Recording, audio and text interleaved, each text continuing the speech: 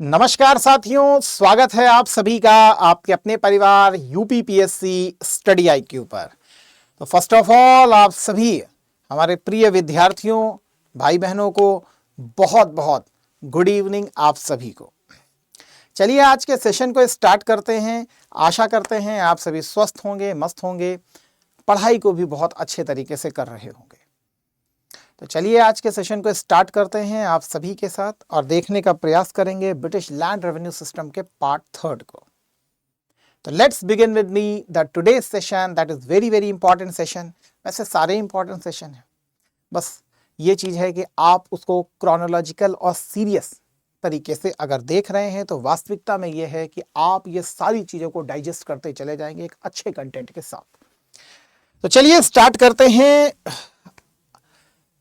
ये मेरा personal Telegram channel है, आप सभी इससे अवगत भी हैं, लेकिन हमारा परिवार लगातार बड़ा हो रहा है, तो दैट्स वाई जो भी नया बच्चा आता है उससे बहुत बहुत विनम्र निवेदन है कि आप जरूर टेलीग्राम को ज्वाइन करें। बहुत बहुत आपका स्वागत है।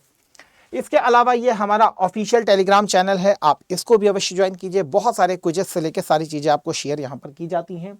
इसके अलावा बहुत सारे लोग कहते हैं सर बात करनी है, कुछ चीज़ें पूछनी होती हैं तो डायरेक्ट कैसे पूछें। तो मैं आपसे बस केवल इतना ही कहूँगा, ये मेरा पर्सनल व्हाट्सएप नंबर है। अगर आपको कोई भी ऐसी समस्या रहे तो आप मुझे डायरेक्ट मेरे व्हाट्सएप नंबर पर भी कनेक्ट कर सकते हो, ठीक है।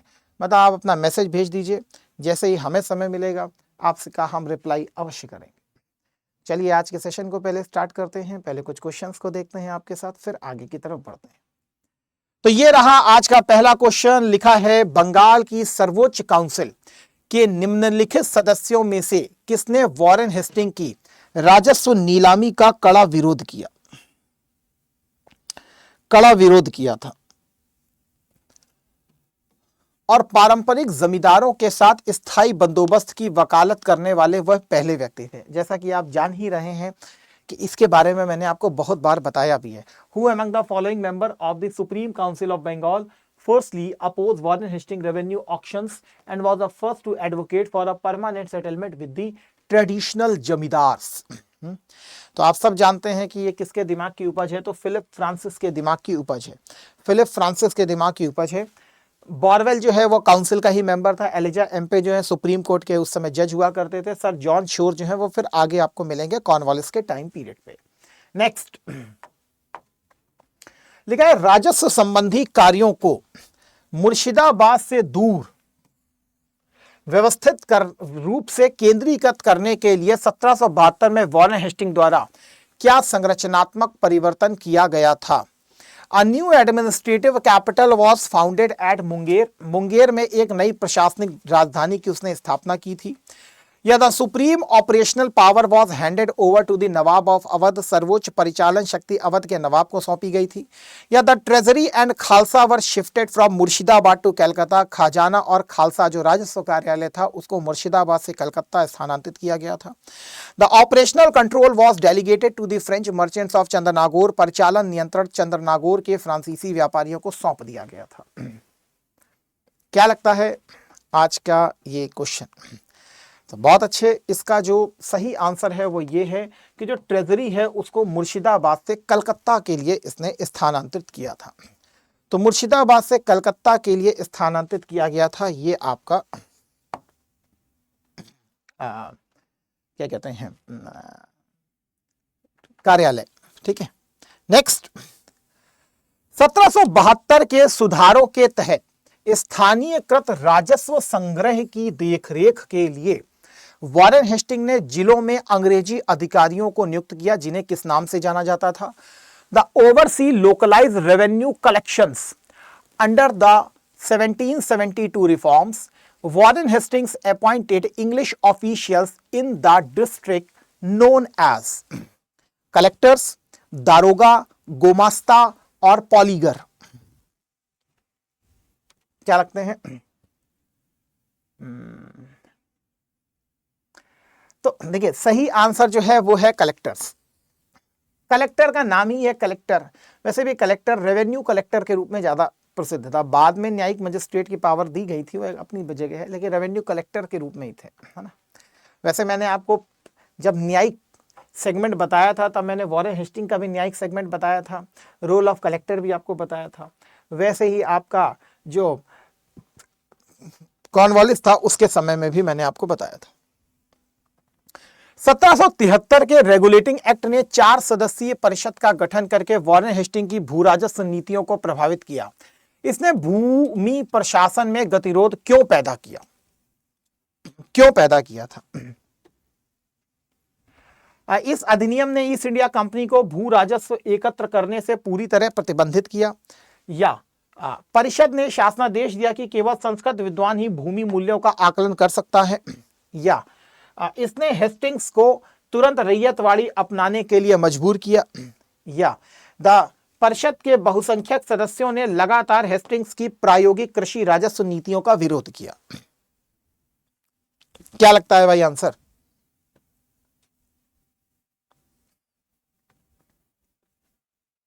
अब देखिए इसका जो सही आंसर है वो ये होना चाहिए, क्योंकि आपको मैंने बताया भी था कि जो फार्मिंग पॉलिसी थी वॉरेन हेस्टिंग की, उसको उसने इंप्लीमेंट किया था और वो एज अ एक्सपेरिमेंटल बेसिस पर ही सारी चीज़ों को कर रहा था।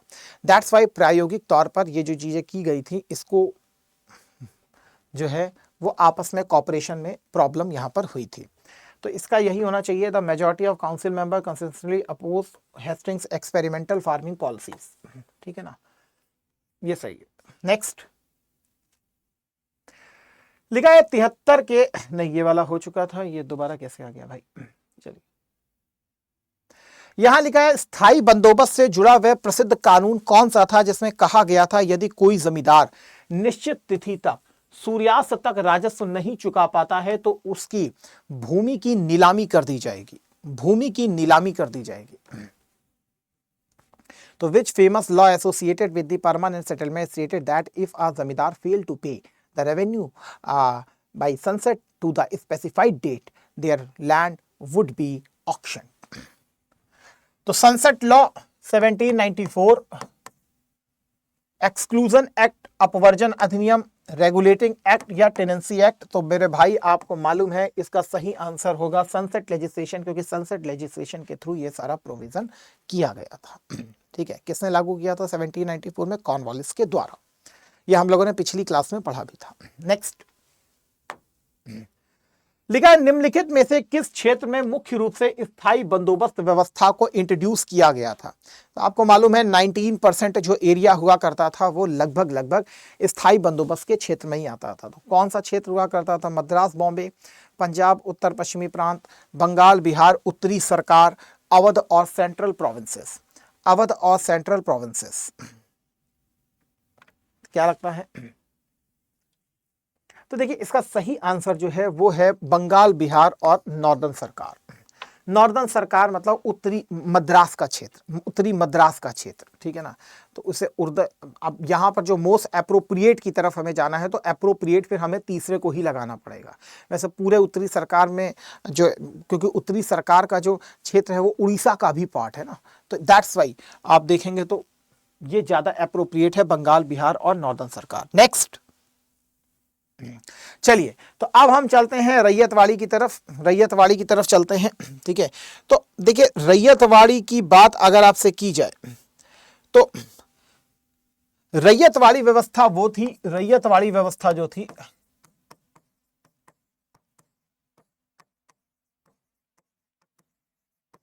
जब हम रैयतवाड़ी व्यवस्था की बात करते हैं तो 1792 में सर्वप्रथम कर्नल रीड के द्वारा, किसके द्वारा? कर्नल रीड के द्वारा इसको मद्रास के 12 महाल डिस्ट्रिक्ट, मद्रास का कौन सा डिस्ट्रिक्ट था?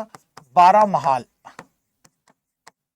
12 महाल जिला हुआ करता था, वहां पर प्रायोगिक तौर पर इसको लागू किया गया था। किस पर? प्रायोगिक तौर पर, प्रायोगिक तौर पर इसको लागू किया गया था। कर्नल रीड के द्वारा सर्वप्रथम मद्रास के 12 महाल डिस्ट्रिक्ट में इसको लागू किया गया था। लेकिन बाद में जब 1820 में मद्रास का गवर्नर बना कौन? मुनरो,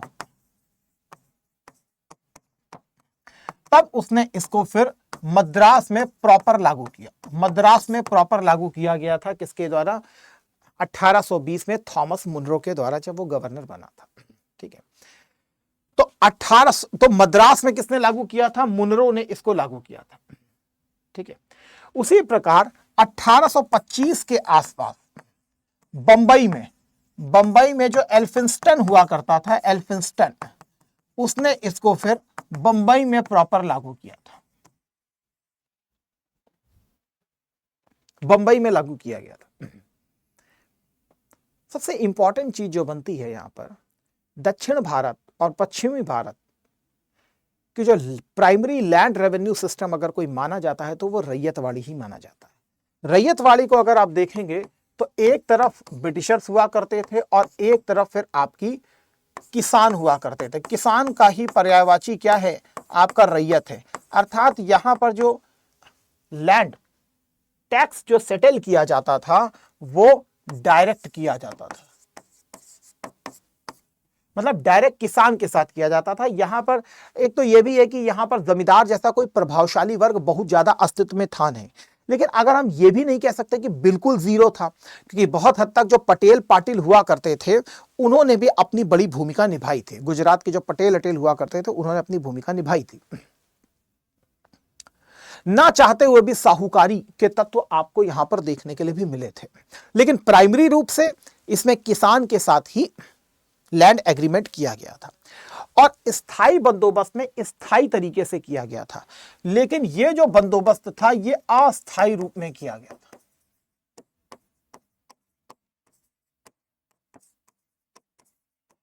टैक्सेशन जो है प्राइमरी रूप से 50%, 60%। अगर अंग्रेज जो है इरिगेशन आपको प्रोवाइड नहीं करते हैं तो आपसे 50% पहले टैक्स लिया गया। यदि वो इरिगेशन आपको प्रोवाइड करते हैं, सिंचाई की व्यवस्था कराते हैं, तो अप्रॉक्स 60% के आसपास टैक्स आपसे कलेक्ट किया जाता था। लेकिन ये जो भी सिस्टम है ये रिवाइज्ड सिस्टम था, अर्थात 20 साल के बाद ये रिवाइज सिस्टम बढ़ सकता था, तो बढ़ करके 75%, 80% से भी अबव जा सकता था। तो कहने का अर्थ यह है कि चाहे कोई भी लैंड रेवेन्यू सिस्टम हो, सभी का ऑब्जेक्ट सिर्फ एक ही था, वो था कि अंग्रेजों के द्वारा मैक्सिमम रेवेन्यू को कैसे कलेक्ट किया जा सके। अब इतना टैक्स लगाएंगे तो बेसिकली किसान के पास रहेगा ही नहीं कि वो टैक्स किसी प्रकार का कोई अपनी जमीन पर इन्वेस्टमेंट कर सके। देखिए, जमींदार और किसान के बीच में भी एक नेचुरल प्राकृतिक संबंध होता है, और वो संबंध जो होता है वो जगह जगह पर समझ में आता है। जैसे कोई बीमारी भी हो जाती है तो किसान जाता है और जमींदार से पैसा लेकर के चला आता है, लेकिन यहां पर अंग्रेजों के कारण हर चीज एक्सप्लॉइटेशन के रूप में हमको देखने के लिए मिलेगी। और सबसे बड़ी चीज है कि जो टैक्स तय किया जाता है वो कैश में किया जाता है। तो कैश में टैक्स होने से ना चाहते हुए भी साहूकारी, मनी लेंडिंग जैसी सिस्टम आएंगी और अपने आप डेवलप भी होंगी। तो इसका भी एक इनबिल्ट पार्ट जो है वो मनी लेंडर, साहूकारों के रूप में डेवलप हुआ था। यह बात अलग है कि प्राइमरी रूप से ये जो लैंड रेवेन्यू सिस्टम है वो डायरेक्ट किया गया था। इसके अलावा अगर मैं बात करूं तो आसाम का जो क्षेत्र हुआ करता था और कुर्ग का जो क्षेत्र हुआ करता था, यहां पर भी आपका जो रैयतवाड़ी है उसको लागू किया गया था। ओवरऑल अगर मैं बात करूं तो रैयतवाड़ी जो है ओवरऑल 51% लैंड पर इसको लागू किया गया था। 51% भूमि पर रैयतवाड़ी को लागू किया गया था। यहां पर भी किसान जो है कॉमर्शियल क्रॉप की तरफ आगे जाएगा। क्यों? क्योंकि भाई जो टैक्सेशन है उसको चुकाना है किसमें? कैश में। तो बट ऑब्वियस है कि ऐसी क्रॉप्स को उगाया जाए जिसकी मार्केट वैल्यू ज्यादा हो, और उस मार्केट वैल्यू को टारगेट किया जाएगा। उस मार्केट वैल्यू के आधार पर टैक्सेशन को लागू किया जाएगा। तो अगर आप यहां पर पढ़ते हैं तो आपको पता चलता है कि रैयतवाड़ी व्यवस्था जो है इसको लागू किया गया था 1792। सबसे पहले मद्रास के बारामहाल जिले में कर्नल रीड के द्वारा स्पेशली इसको लागू किया गया था। ठीक है, लेकिन 1820 में जब थॉमस मुनरो मद्रास का गवर्नर अपॉइंट किया गया तब उसने मद्रास में इसको प्राइमरी रूप से लागू किया। आगे आपको मालूम है 1818 के आसपास आंग्ल मराठा युद्ध हुआ था और इस मराठा युद्ध में मराठों को डिफीट किया गया था और पेशवाशिप जो है उसको एबॉलिश कर दिया गया था, पेशवा के पद को ही खत्म कर दिया गया था। तो वहां का जो उस समय अधिकारी था जो अपॉइंटेड था, जिसका नाम था एल्फिंस्टन, इसी ने आगे जाकर के मुंबई में वाले क्षेत्र में, बंबई वाले क्षेत्र में इस सिस्टम को लागू किया था, इस सिस्टम को लागू किया था,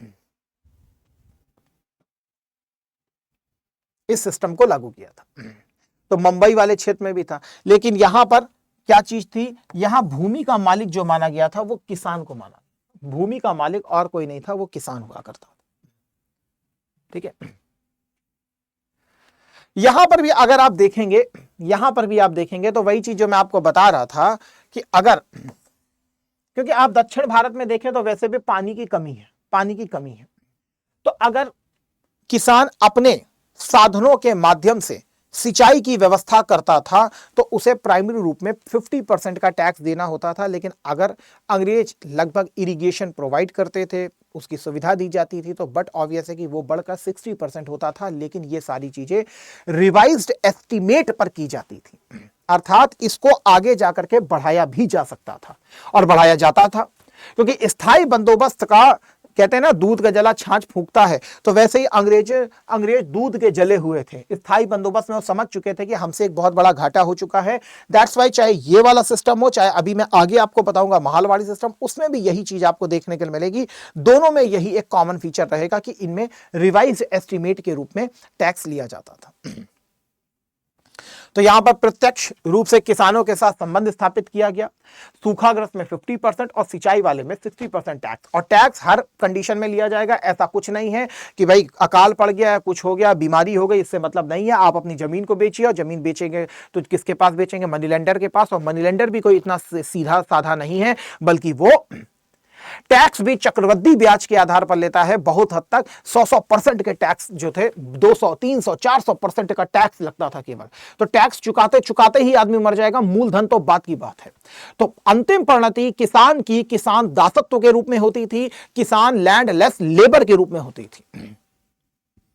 इसीलिए भारत की बहुत सारी जो पिक्चरें आई हैं 50 से लेकर 2000 के दशक में, तो उसमें आपको सिर्फ एक ही चीज दिखाई गई है, एक तरफ जमींदार है और एक तरफ नायक है, और वो जमींदारों को मारता है और आप ताली मारते हैं, और वो वास्तव में और कुछ नहीं है, वो हमारे इतिहास का भी एक बहुत बड़ा नकारात्मक पैसेज है।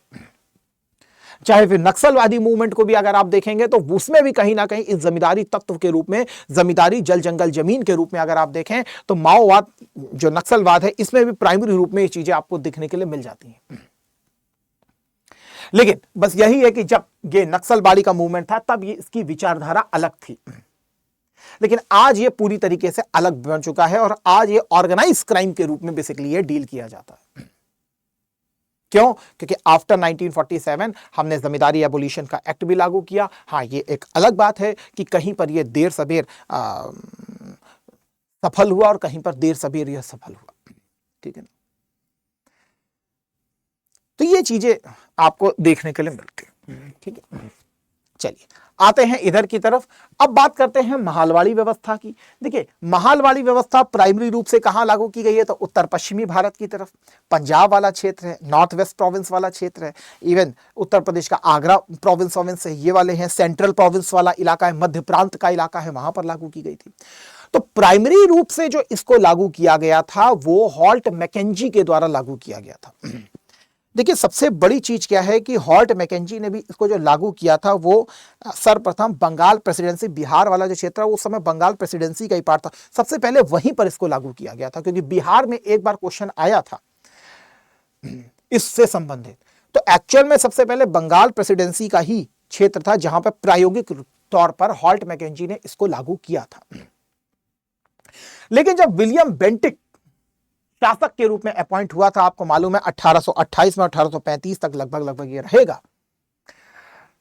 तब इसने प्रॉपर उत्तर भारत में मार्टिन बर्ड और टॉमसन को बेसिकली अपॉइंट किया था, और इन लोगों को, ये अर्थशास्त्री थे, इनको उत्तर भारत में लागू किए, मतलब अपॉइंट किया गया था।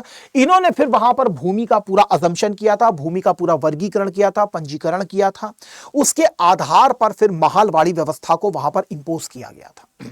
इंपोज किया गया था। तो महालवाड़ी व्यवस्था जो आप देखते हैं, महाल, देखिए महालवाड़ी, जब हम महालवाड़ी की बात करते हैं तो Mahalwari is the combination of both Ryotwari and zamindari. देखिए जमींदारी प्रथा में क्या था, आपको मालूम है स्थायी बंदोबस्त में आपने क्या किया था, एक तरफ ब्रिटिशर्स हुआ करते थे और एक तरफ जमींदार हुआ करता था, आपको मालूम है जमींदार हुआ करता था, और एक तरफ फिर आपका किसान हुआ करता था। रैयतवाड़ी में आप क्या करते थे, रैयतवाड़ी में आपको मैंने बताया था कि रैयतवाड़ी में एक तरफ ब्रिटिश हुआ करते थे और एक तरफ हमारा कृषक हुआ करता था। तो महालवाड़ी कैसे हुई, तो महालवाड़ी में आपको बताता हूं, महालवाड़ी क्या है, इसको लैंड रेवेन्यू लिखिए, महालवाड़ी नहीं, महालवाड़ी क्या है, तो महालवाड़ी में ये वाला सिस्टम हुआ करता था, एक तरफ ब्रिटिश सरकार हुआ करती थी, एक तरफ फिर आपके प्रधान हुआ करते थे, या ग्राम प्रधान हुआ करते थे, या ग्राम समिति हुआ करती थी, जो भी है, और फिर नीचे हुआ करता था कृषक। समझिएगा बात को। जमींदारी सिस्टम में भूमि का मालिक कौन, सर जमींदार, तो यह हुआ करता था आपका भूमि का मालिक।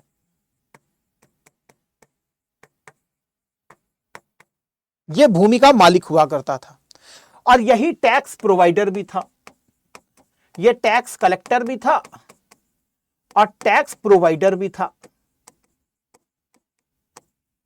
टैक्स प्रोवाइडर भी हुआ करता था। रैयतवाड़ी में कौन था, रैयतवाड़ी में भूमि का मालिक कौन, भूमि का मालिक ये, और टैक्स प्रोवाइडर कौन, तो टैक्स प्रोवाइडर भी यही है।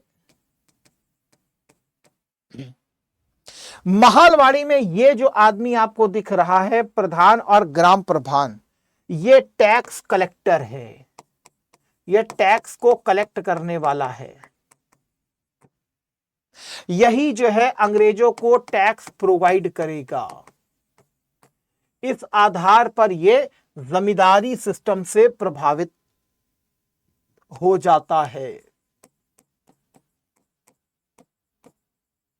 इस आधार पर, क्योंकि वहां पर टैक्स कलेक्टर वो हुआ करता था और टैक्स प्रोवाइडर भी वही हुआ करता था। महालवाड़ी व्यवस्था में जो प्रधान, ग्राम प्रधान या ग्राम समिति जो थी वो स्पेशली प्रोवाइड करती थी किसको, टैक्स ब्रिटिशों को। तो इसलिए जमींदारी व्यवस्था का ये फीचर जो है इनको प्राप्त था। लेकिन जब हम कृषकों की बात करते हैं तो मेरे भाई कृषक यहां पर क्या है, भूमि का स्वामी, यहां पर कृषक ही भूमि का स्वामी है। इस आधार पर ये रैयतवाड़ी भी हो जाती है। इसीलिए जो महालवाड़ी व्यवस्था है उसको कॉम्बिनेशन ऑफ बोथ टू कहा जाता है, कॉम्बिनेशन ऑफ बोथ टू कहा जाता है। बोथ टू में फिर आपका रैयतवाड़ी भी आता है और आपका महालवाड़ी भी आता है, दोनों का आता है। समझ गए बात को। चलिए, तो यहां पर भूमि का स्वामी यही है, प्रधान ये है। अगर ये इसको टैक्स नहीं प्रोवाइड करता है तो प्रधान जो है इसकी जमीन पर कब्जा कर सकता है और उसके आधार पर फिर वो महालवाड़ी व्यवस्था को, महाल जो है ब्रिटिश है उसको टैक्स दे सकता है। महाल क्या है, महाल जो है एक और एक से अधिक गांवों का समूह है। ये एक और एक से अधिक गांवों का समूह है, वन और more than one.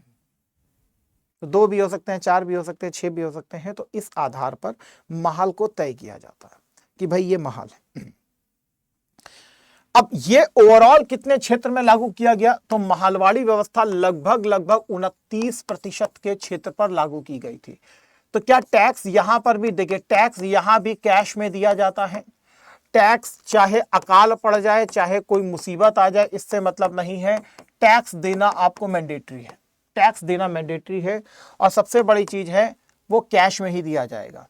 Private ownership का कॉन्सेप्ट लगा हुआ है। यहां पर गांव का गांव बिक जाएगा, यह आलम हो जाएगा, इतना टैक्स है।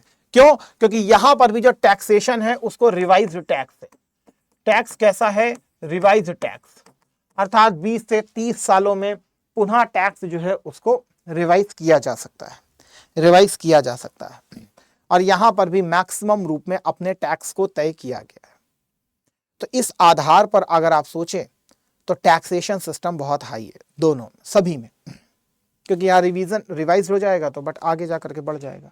ठीक है, तो यहां पर अगर आप पढ़ते हैं 1 मिनट ये, तो आपको सबसे पहले यही पता चलता है कि महालवाड़ी व्यवस्था का फाउंडर कौन है, हॉल्ट मैकेंजी। लेकिन इसको बाद में रिफॉर्म रूप में किसने एक्सपेंशन किया था, विलियम बेंटिक के द्वारा।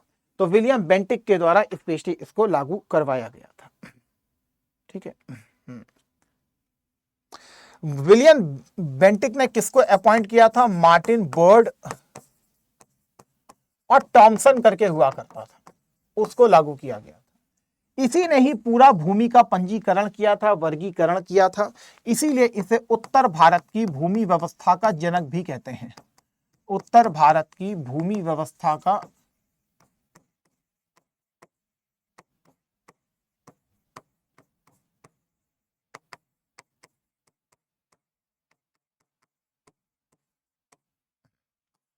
इसे उत्तर भारत की भूमि व्यवस्था का जनक भी कहा जाता है।